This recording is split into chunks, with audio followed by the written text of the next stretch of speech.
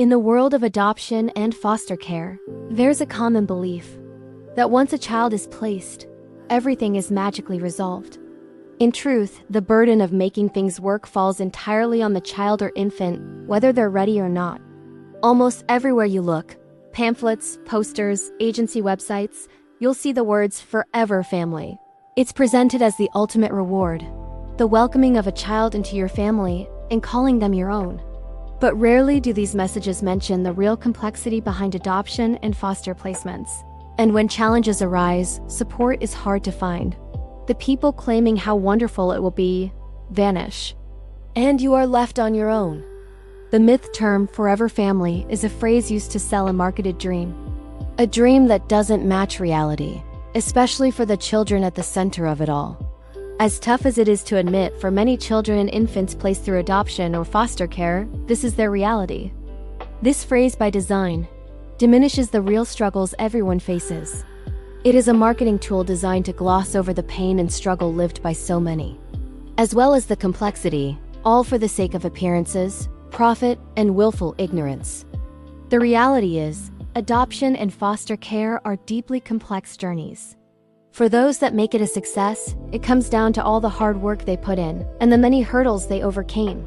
If we want better outcomes for all children, no matter why they are removed, we must start by telling the truth, even when it's hard. Only with honesty and understanding can we truly support those who walk this path. Only with honesty will we help those that live this have the lives they deserve. Hey all, it's Bear here. And this isn't in this video, it's the next video in the adoption series. And like I said in the last one, I want to start to explore some of the statements and memes that are coming up on some of the adoptee forums that I'm part of. And one of the themes that I see a lot, and it is something that has been thrown in my face a lot in my own personal journey with the passing of my adopted mother over the last couple of weeks, is adoption is a lie. Forever family is a lie. Now, I've put that statement out in the last couple of videos, but I want to explore it purely from that perspective and devote a little video just to that understanding. How do we define family? And how do we define connection and belonging? The way we human beings are designed, there are so many biological components to it. And when society tries to construct a family, which is what adoption and foster care placement is, we're trying to construct a family. None of the biological components are part of it, and none of the extended biological family are part of it. It's just dealing with the person or two people that are putting their hand up to take on a child or an infant from somebody else. Grandparents and so forth can be supportive, but they're not part of that mix until that relationship develops, maybe or maybe not at a later date. But when society views, but it's your forever family, and all the expectation that comes with that statement, and how when it doesn't pan out as your forever family, the judgment that society gives you when you challenge that statement. And where that judgment leads makes life very isolating and very structurally challenging for a person that goes through it. One of the greatest things that I've combated throughout all the years, a couple of decades of advocacy around adoption, is that forever family statement. I freaking hate it because it's a complete lie. It degrades the value of what a family is. It degrades what a family is supposed to be. And the complexity of relationships within a family and all the different dynamics that an infant or a young child is supposed to navigate from day one, because you're told that that's your family, without any thought of just how rare it is for those connections to actually work on a large enough scale to be part of that family, to actually have a forever family. That's 1 in a million adoptions. And it's not an exaggeration. 1 in a million adoptions would succeed in creating that kind of connection. And that comes down to the type of family that's taking on that child and how close they are and the way they build those relationships. And those adoptees out there that have that, hold on to that, because it is so rare. In the world of adoption, the dynamics of family are so complex because quite often they know you're adopted and the adoptee doesn't. Late discovery adoptions. In the world that is adoption, different belief systems and religions and all these different components come into play, the complexities of that dynamic, of how we're supposed to build a connection to all the variabilities of people's opinions and viewpoints in an extended family. When you're born into a family, you don't have any of those negotiations. You are part of that family whether they like it or not. You've got biological connections, you've got DNA evidence, you've got all the documentation in the world.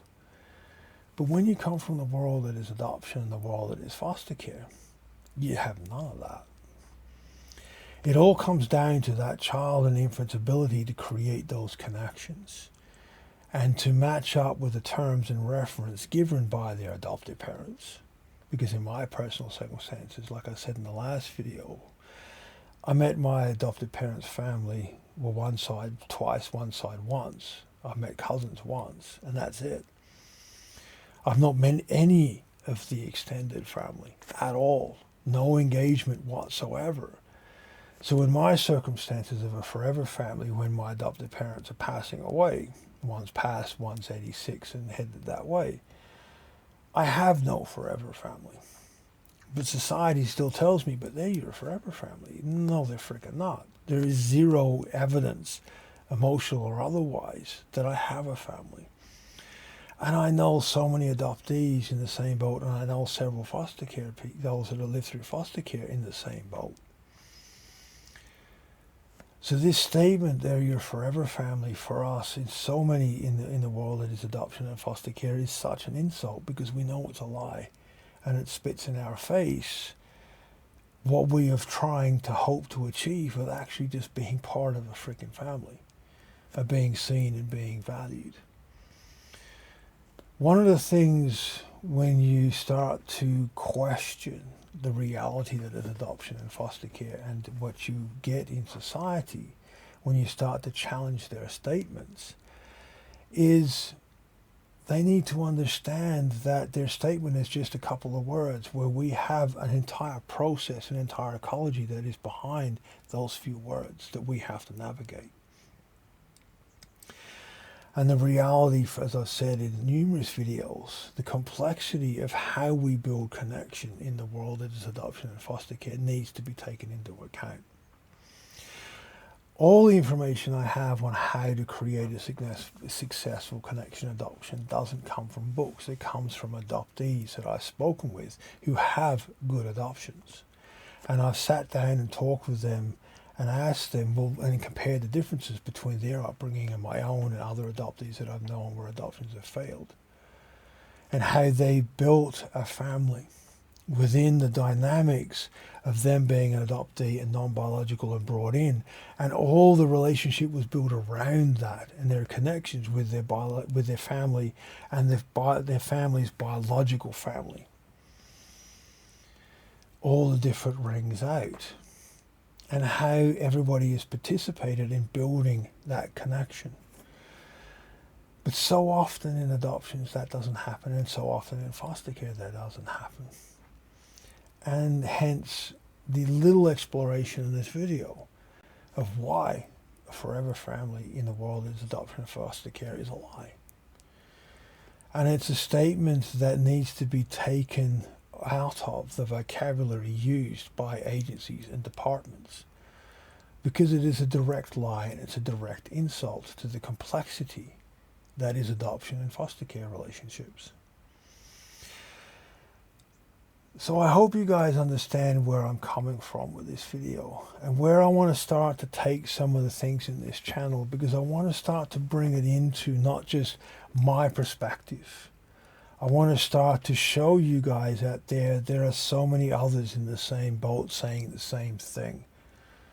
and start to broaden this network of understanding in the hope that it will make a difference. The reason I've been driven to do this is what I've endured in the last 3 weeks, and in how things have been addressed at me during the passing of my adopted mother has shown that everything that people have tried to do and I've tried to do for decades to get this awareness out there hasn't even scratched the surface. And as harmful as the viewpoints of so many I've come across in the last few weeks are, it is showing me I'm going to have to try another way.